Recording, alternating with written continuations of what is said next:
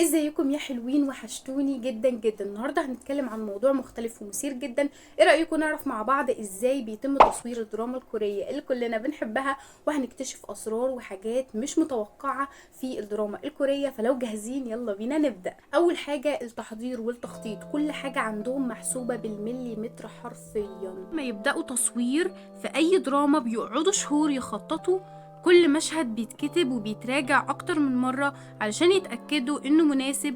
وكمان بيتم اختيار مواقع التصوير بعناية، سواء كان في الشوارع سول او حتى وسط الريف الكوري الجميل.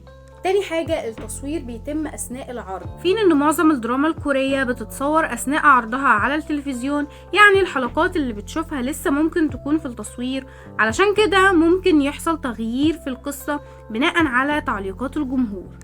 تالت حاجة مواقع التصوير بتبقى من الواقع إلى الخيال. كوريا بتتشهر بمواقعها الساحرة، بس مش دايما بتكون زي ما بنشوفها.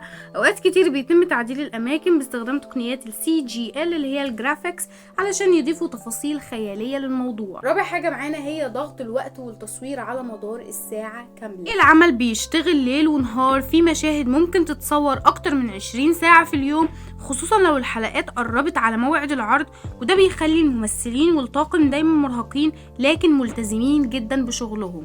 5 تأثير الجمهور برضو ليه كلمة على المشاهد اللي بتحصل دي. المخرجين دايما بيراقبوا ردود الفعل على السوشيال ميديا، لو الجمهور ما عجبوش مشهد او تطور معين ممكن يغيروه بسرعة في الحلقات الجاية. فدي حاجة غريبة قوي ان هم اصلا ماشيين بردود فعل الجمهور، يعني الجمهور لو قال له لا انا مش هعمل كده. 6 الإضاءة والتصوير السينمائي، ده السر في التفاصيل. الإضاءة في الدراما الكورية دايما بتكون على مستوى عالي جدا، علشان كده بنشوف الصور دايما واضحة والألوان نابضة بالحياة، وكأن المشاهد لوحة فنية وحقيقية جدا.